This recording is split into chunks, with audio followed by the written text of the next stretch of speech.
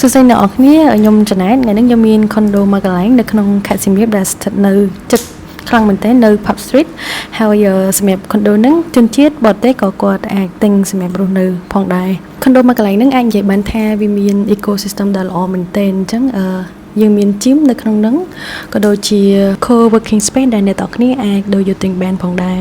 mini-mart នៅខាងក្រោម cafe Khai Fun ដែលអ្នកនរគ្នាមិនចាំបាច់ដើរទៅឆ្ងាយហើយរួមទាំងអាងហាត់ទឹកនៅជាន់ទី1ផងដែរ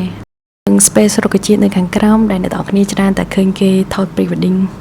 condo មួយកន្លែងនេះក៏មានជាការជួលជាខែដែរអញ្ចឹងក្នុងមួយខែគឺចាប់ពី$600ឡើងទៅ